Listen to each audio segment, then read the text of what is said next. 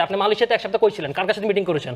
আপনি এগুলো জবাব দিতে পারবেন না, আপনার দলের কাছে আপনি জবাব দিতে পারবেন না। খালেদা ভাই শাহীন যে আওয়ামী লীগের নেতা, তার সাথে আপনি দেখা করেছেন, মুকুলের সাথে দেখা করেছেন, আওয়ামী লীগের নেতা, আপনি অস্বীকার করতে পারবেন? যে আপনি বলেছিলেন যে আপনাদের সবচেয়ে ভাঙা বাড়িটা আপনাদের, পরবর্তী তারপর আপনি বলছেন আপনাদের দেড় একরের বাড়ি, 3টা পুকুর আছে। থানা থেকে আসামি ছুটে আনার অভিযোগ আছে, যে আসামি পরে আবার চাঁদাবাজির অভিযোগ গ্রেপ্তার হয়েছে। ক্ষমতা বলে আপনাকে ফেরি আটকায়া মানুষকে 2 ঘন্টা ভোগান্তি করেন। রাকিব, যে বিষয়টা চলো। ওকে ফাইন, আমি আপনাকে আবার ধন্যবাদ। আমি আশা করবো আমার বেলায় কথা বলে ইন্টারাপ্ট করবেন না।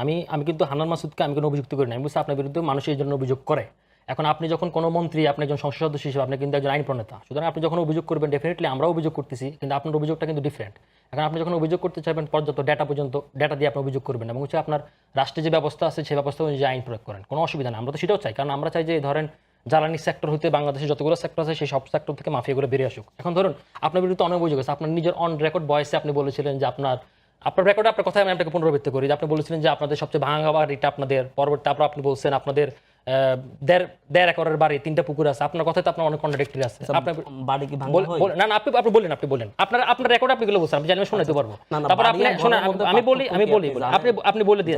কথার মধ্যে না আপনি কথা মতো ইন্টারাপ্ট করবেন না, আপনি কথা মতো ইন্টারাপ্ট করবেন না, আপনি কথা মতো ইন্টারাপ্ট করবেন না, পরে জিজ্ঞেস আমরা করুন। একটু শুনি রাকিবের কথা। হ্যাঁ শুনেন, তারপর হচ্ছে ধরেন আপনার বিরুদ্ধে তো ওই থানা থেকে আসামি ছুটে আনার অভিযোগ আছে, যে আসামি পরে আবার চাঁদাবাজির অভিযোগ গ্রেপ্তার হয়েছে, তাই না? আমি যদি চাইলে তো আপনাকে আরো বলতে পারি। আপনি তো এক জায়গায় বন্দর বন্ধু উপাধি পেয়েছেন, আরেক জায়গায় তো আপনি বন বন্ধু, পরিবেশ বন্ধু উপাধি পেয়েছেন। আপনি বন উজাড় করে দিচ্ছেন, মানুষকে দেওয়ার কথা বলে দেওয়ার কি জায়গা নাই? এবং আপনি বন কর্মীদের কোনো মানে কনসার্নের নাই। তারপর আপনি ফেরি আটকান, মানে ক্ষমতা বলে আপনাকে ফেরি আটকায়া মানুষকে 2 ঘন্টা ভোগান্তি করেন। আমি চাইতে প্রশ্ন তুলতে পারতাম, আজকে আলোচনা বিষয় সেটা ছিল না।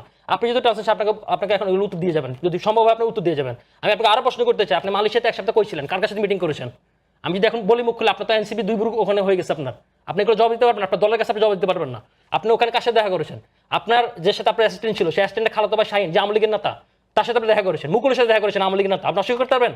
আপনার হোটেলের সাথে দেখা করে গেছে। আপনি ফেসিবাদের বিরুদ্ধে গণঅভ্যুত্থানের একজন সম্মুখ সারির নেতা হিসেবে কিভাবে আপনি মালয়েশিয়া গিয়ে আওয়ামী লীগের লোকদের সাথে দেখা করেন? প্রমাণ দিতে পারবেন? অবশ্যই প্রমাণ দিতে পারবো, আমি চাই অবশ্যই প্রমাণ দিতে পারবো। আপনি কার কাছে মিটিং করছেন সেটা আমি দিতে পারবো আপনাকে। সুতরাং এই ধরনের আলোচনা আমরা যেতে চাই না। আপনি শুধু অভিযোগের ভিত্তিতে কথা বলেন, এই অভিযোগের ভিত্তিতে প্রমাণ দিবেন আপনি। আমি তো চাই যে এই গ্যাস সেক্টরে, জ্বালানি সেক্টরে যে ধরনের মাফিয়াগুলো, সেই মাফিয়াগুলো বেরিয়ে আসুক।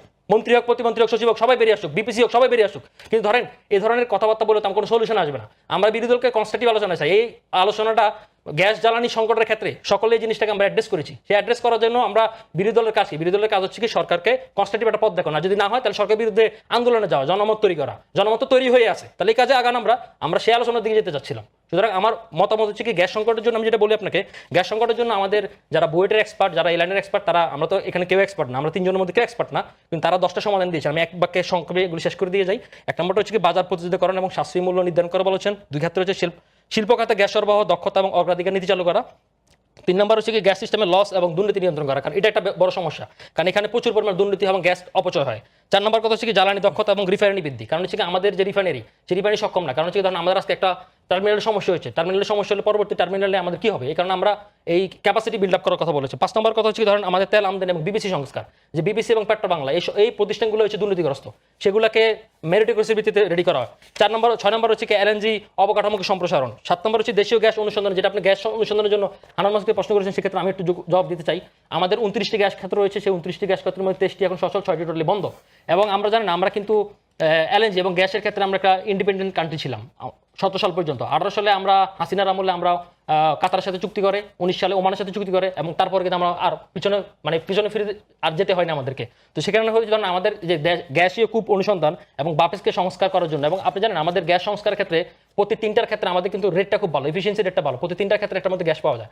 এবং আমরা কিন্তু ভারতের সাথে অনেক নটিক্যাল মাইল আমরা পেয়েছি, সেখানে কিন্তু নতুন গ্যাস সংস্কার কোনো উদ্যোগ নেওয়া হয়নি, কারণ মাত্র এই আদানি গ্রুপ বলেন বা আমাদের যে অলিগার্কি বলেন, মনোপলি বিজনেস, যে প্রাইভেটিকরণ, এইগুলোকে মানে পেট ফুলা করার জন্য এগুলো করা যায়। সুতরাং এই সংস্কারের জন্য আমি মনে করি যে সরকারি দল, বিরোধী দল সবাইকে এক মিলে উদ্যোগ নেওয়া উচিত। লাস্ট হচ্ছে আপনাকে বলি সমুদ্র ভিত্তিক গ্যাস অনুসন্ধান, যেটা অলরেডি সরকার মিয়ানমার এবং চায়নার সাথে আলাপ করেছে, এবং আমি মনে করি যে এটাও একটা অন রেকর্ড খুব স্পেসিফিক ওয়েতে আগানো উচিত। লাস্টে একটা কথা বলেছে সোলার এবং রিনিউয়েবল এনার্জি, কারণ আমাদের যে ক্লাইমেট, সেই ক্লাইমেট অনুযায়ী হান্নান মাসুদ আরেকটা কথা বলেছেন যে আমাদের নেপাল সেই সমস্যার সমাধান করতেছে না, ভুটান করতেছে না, কিংবা পাকিস্তান করতেছে না, শ্রীলঙ্কা করতেছে না, এটা সত্য। কিন্তু কথা হচ্ছে কি ওদের যে অবকাঠামো, সেই অবকাঠামোতে হাইড্রোলিক রয়েছে, জলবিদ্যুৎ রয়েছে, সোলার রয়েছে। আমাদের ক্লাইমেট, আমাদের এনভায়রনমেন্টে সেটা পুরোপুরি অ্যাপ্লিকেবল না। এই কারণেই আমাদের কেপিএ প্রতিষ্ঠানগুলো ব্যক্তিগত উদ্যোগে সোলার এবং রিনিউয়েবল এনার্জিতে যাওয়া উচিত, যেটা মাননীয় প্রধানমন্ত্রী সংসদ ভবনে করেছেন এবং উনি উদ্যোগ দিয়ে নিয়েছেন প্রত্যেকটি কেপিএ প্রতিষ্ঠান হবে। কারণ এই প্রতিষ্ঠানগুলো যখন সক্ষম হবে তখন আমাদের এই সমস্যাটা দূর করার জন্য, এবং এটা লং লাস্টিং একটা সমস্যা। আমি মনে করি যে লং লাস্টিং সমস্যার জন্য সরকারি দল, বিরোধী দল, জনগণ, সিভিল সোসাইটি, মিডিয়া সবাইকে একসাথে কাজ করা উচিত।